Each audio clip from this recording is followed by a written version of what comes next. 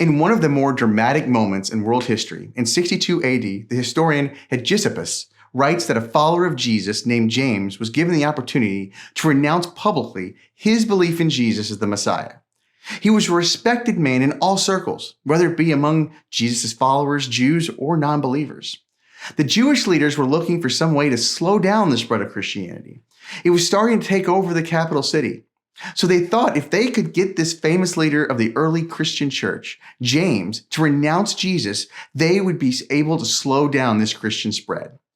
So they got a crowd of Jesus' followers to gather and publicly ask James, who was called James the Just and James the Righteous because of his great reputation. O righteous one, whom we all ought to believe, since the people are going astray after Jesus, who was crucified, tell us, what does the door of Jesus mean? Well, they were wanting James to say, he's just a man. He's not sent from God any more than you or I. He's not the Messiah. But James had a much different answer. He replied with a loud voice, why do you ask me about the Son of Man? He is sitting in heaven at the right hand of the great power, and he will come on the clouds of heaven. The Jewish leaders realized their terrible mistake of giving James the right to speak, and they threw him down from this high place in the temple, and were probably surprised when he didn't die from the fall. So they gathered around him with stones and started to pelt him over and over again to kill him. And this was so intense because as they started stoning him, it is written that James got to his knees and began to pray for the ones who were stoning him.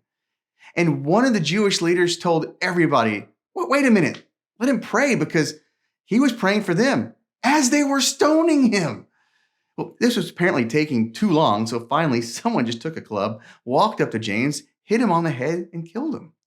And they buried him right there where he was martyred, right by the temple. That's a pretty remarkable story, and it's even more remarkable when you find out who James was, because James was one of the younger brothers of Jesus. A few quick facts about James. First, in John chapter 7, verse 5, we learn that he didn't initially believe in his brother as anything special. Well, that's understandable, right? Who admits that their brother is the savior of the world? Also, Jesus specifically selected James as one to whom he would appear after the resurrection, and that's in 1 Corinthians chapter 15.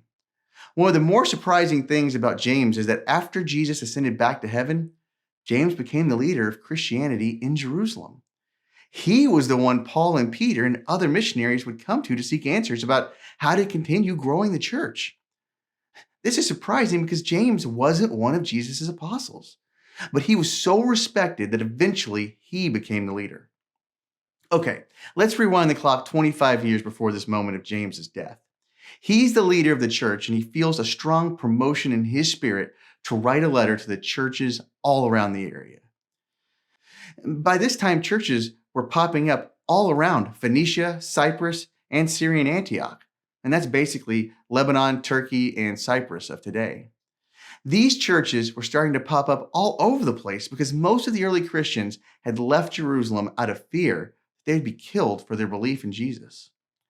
Well, James, as basically the leader of the church in Jerusalem, thought it best to write a letter to these churches that were scattering and giving them some instruction. The people in these churches were doing some good things, but they were not becoming mature in their faith. James knew the roadmap to maturity.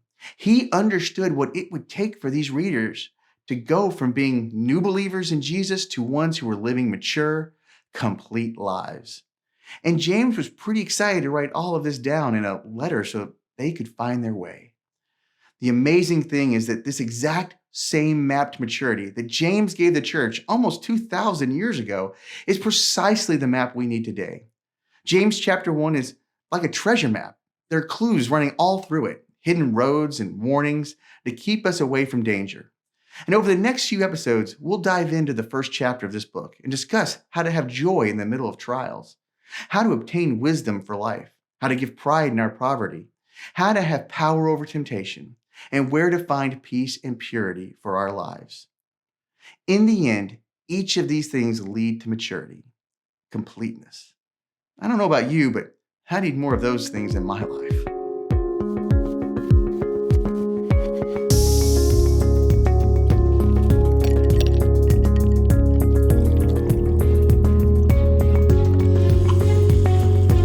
Hey, I'm just making some lemonade here, all right? Somebody gave me some lemons, so I thought I'd turn them into something good.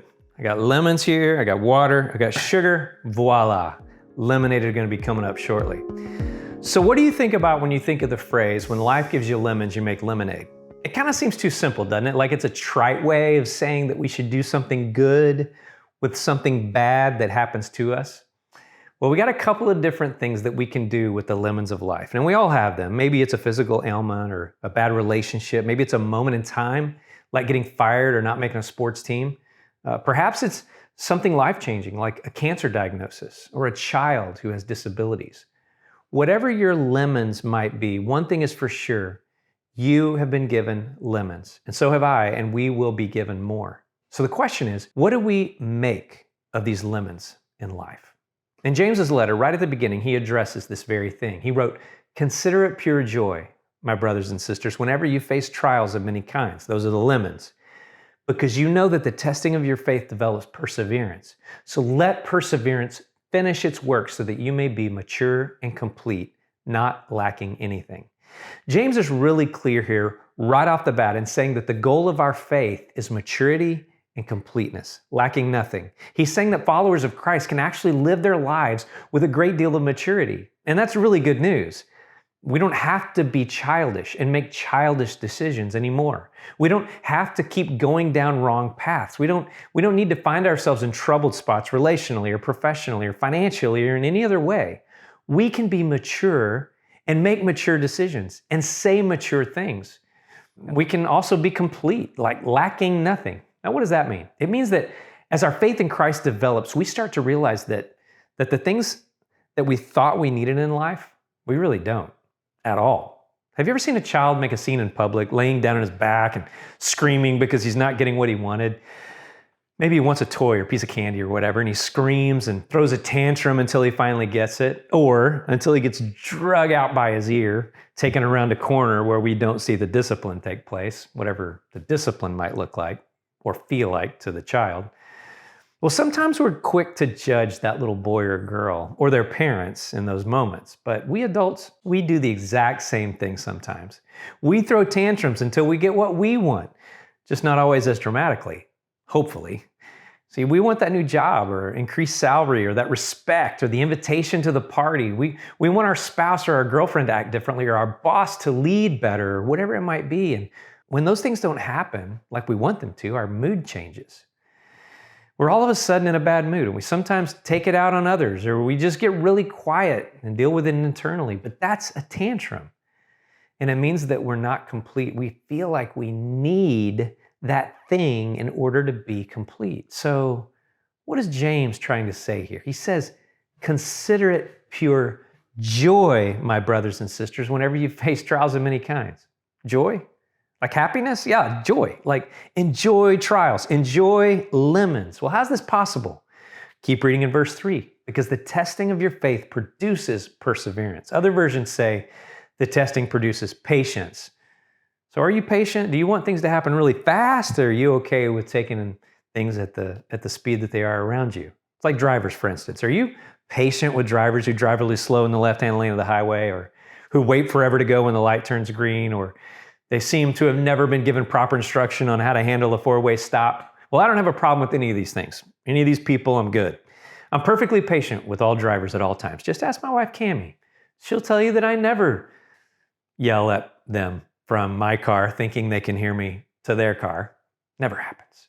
Any case, James is saying that this testing of your faith, these lemons, are what actually produce our ability to persevere patiently through life. Trials aren't just a nuisance. They're a necessity.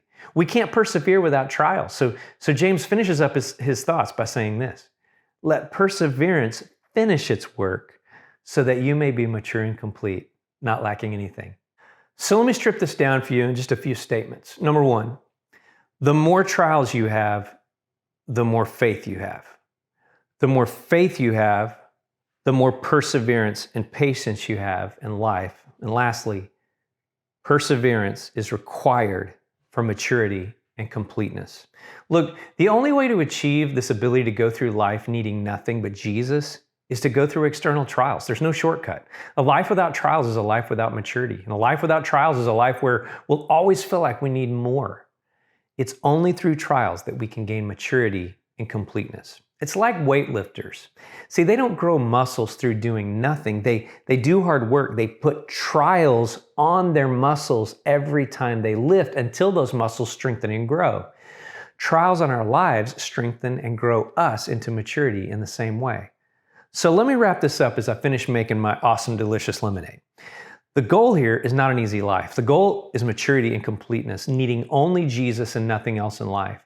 It's a life of patience and faith. Only trials can develop this kind of life in us. And I don't know about you, but that's the kind of life that I want.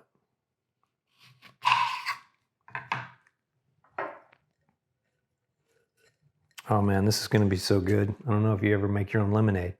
You see, because I don't want tantrums. I don't want moodiness. I don't want anger. I just want a life lived with Jesus and me. And I want that to be enough for me in life, you know? So here's my question for you today as we finish.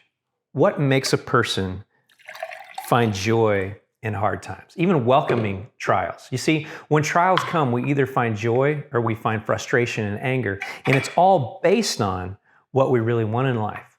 If we really want comfort, we'll always be frustrated and angry when trials come. You know, trials, they pretty much do away with comfort, like immediately. But if our desire is for completeness in life, and if we want maturity, we will welcome trials in life and get joyful when they come, because we know from our friend James that the testing of our faith develops perseverance. And perseverance produces maturity and completeness, where all we need in our lives is Christ. Now back to my delicious lemonade. If I wanted comfort in life, I would hate these sour, terrible lemons. But if I want lemonade, I know that I can't have lemonade without lemons. So I'm excited when life gives me lemons, because I know lemonade is coming and lemonade is good. Oh, that is pretty good. Nice and sweet. I think I may have added too much sugar. So I encourage you to long for maturity in your life, long for completeness, and a day when you can say that you need nothing except for Jesus. And if you long for maturity and completeness more than you long for comfort, then you'll see these trials coming. Oh man, and you'll be glad. You will have joy.